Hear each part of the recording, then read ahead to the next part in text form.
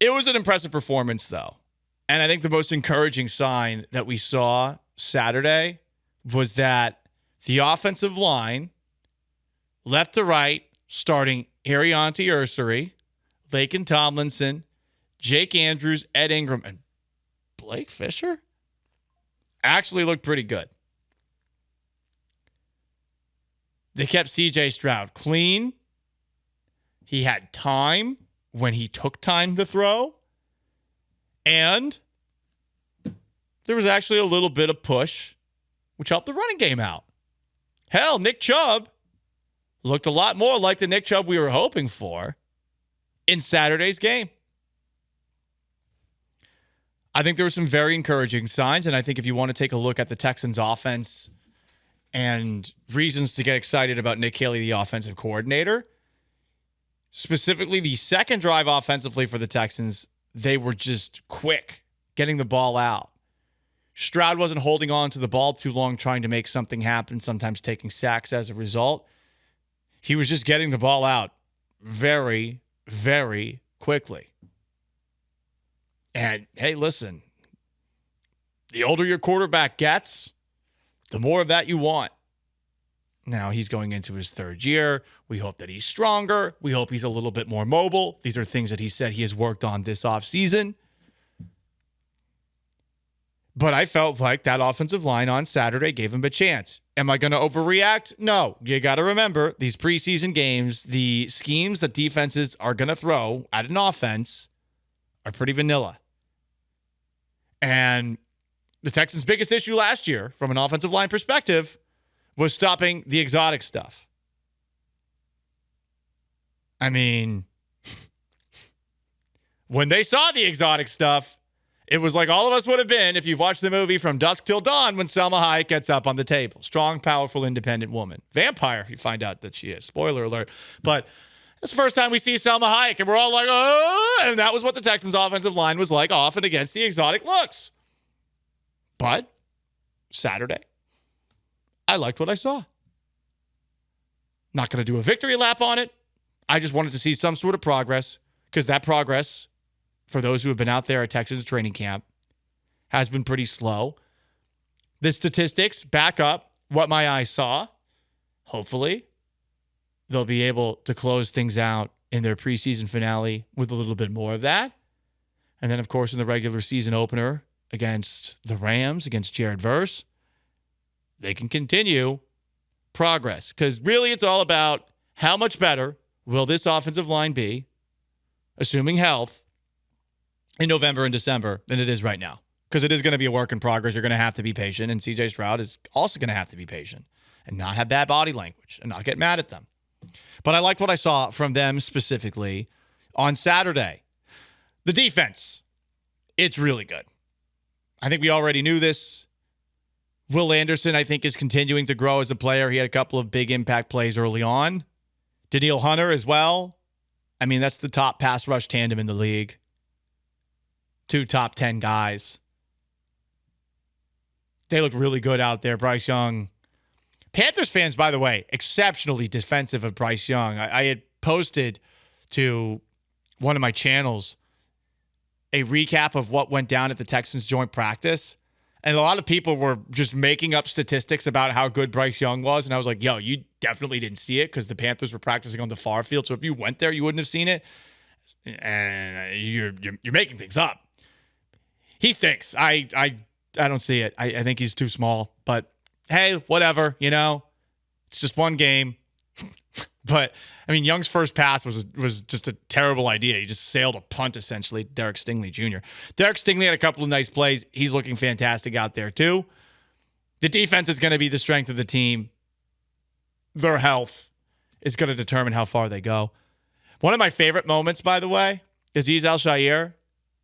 On a play where Bryce Young is scrambling and he slides, Azeez Al-Shaair almost decapitated him. Hell yes!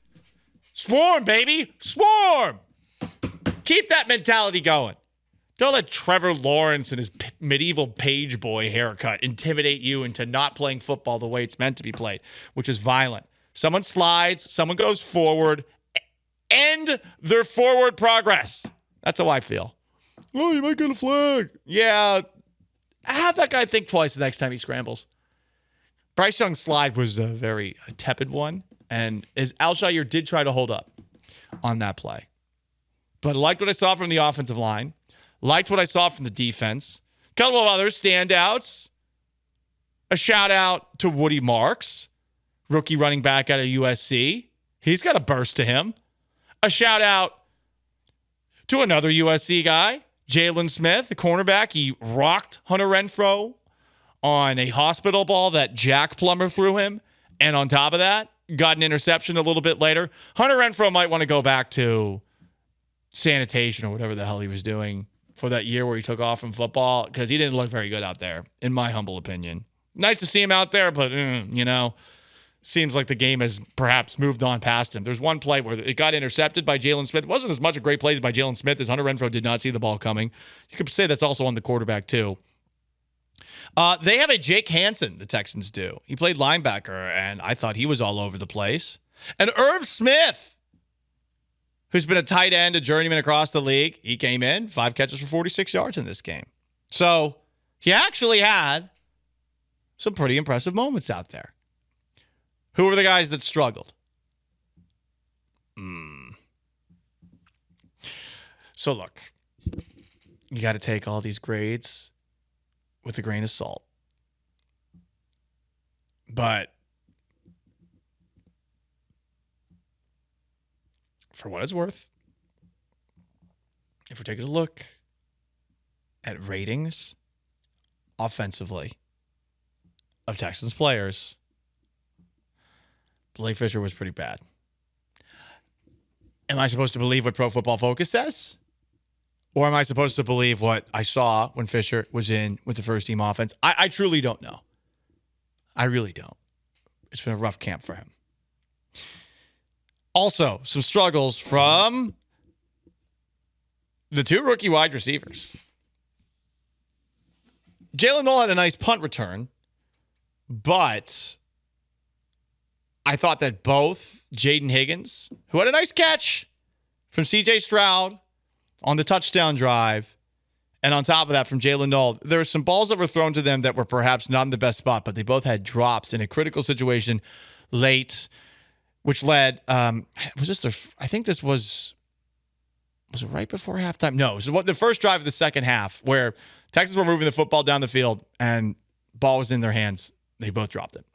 It's at the end of the world. No, drops happen, but you don't like to see both your rookies dropping passes. And for all the conversation about the Texans carrying 7 wide receivers on the roster, which for whatever reason is a entertaining and topical conversation for a lot of people in Houston sports media, I mean, who cares? Who cares about if John Metchie's going to be on the roster or not?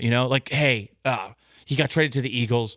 I'm glad that he's going to stay in the NFL. But I mean, we've seen enough Metchie at this point to realize he's probably never going to be the guy that the Texans thought they were going to get in the second round. Why are we talking about like the 7th wide receiver and the 8th wide receiver when we should be talking about, okay, after Nico Collins and Christian Kirk, who the hell can they trust? Who do they trust? And for Higgins and for Jalen Noel, they're in a pretty difficult spot. Like, hey, the Texans had last year Nico Collins and Stephon Diggs and Tank Dell, and now it's Nico Collins and Christian Kirk. Clearly, you're 1 and you're 2. But, hey, I want to see something from those guys. And while Higgins had a nice catch, I want to see a little more. And this is not me criticizing them as much as just saying they have big shoes to fill, and we are talking about John Metchie. Who cares? I think the conversation is misplaced. Like, it's what those guys do that's more important. I don't care about John Metchie. I'm like C.J. Gardner-Johnson. He's gone. Give C.J. Gardner-Johnson 8. Give him 8. I don't care. I don't care about John Metchie. I don't care about the 8 wide receiver core. I care about the guys who are actually going to be on the field, and it looks like it's going to be Xavier Hutchinson going into this season, a former 6th-round pick, as opposed to the 2 guys that you drafted fairly early, all from the same school.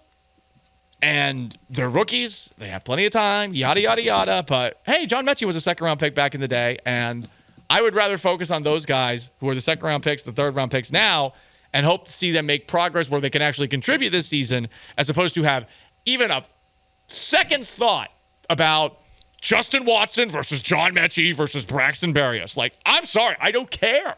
How are you having these conversations and seriously doing it? I get that we're all starved to talk about something right now, but like, should the Texans have 7 wide receivers? Oh my God, you loser! Why are you talking about this? Yeah. Get a life. I think Hard Knocks is to blame, where we focus on like who's gonna be our Buffalo Joe? Yeah, the like camp battles and like who's fighting for a roster spot. But you're right, like on any team and especially the Texans, like. You know what matters more than wide receiver 6 and 7? Wide receiver 3, and that's a pretty big question mark. We don't know who it is right now. Like it's probably Xavier Hutchinson by default, but I mean that's not necessarily a good thing. Yeah, I like Hutchinson, but I mean, I'd like someone better. Yeah, it's Hutchinson and then the 2 other Iowa Staters. It seems like maybe Justin Watson. Like if we're going, veterans, but yeah, we get into the discussion of like, well, Braxton Berrios gives you something on special teams, so maybe he stays on the roster. It's like same thing as Steven Sims. Like he's a returner. He's barely a receiver.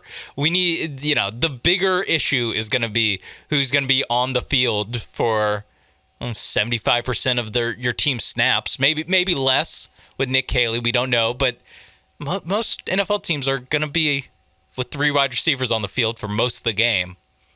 That matters more than a second-round pick who, listen, there's a ton of extenuating circumstances with Metchie. He got drafted with a torn ACL, ends up having cancer, misses his rookie year.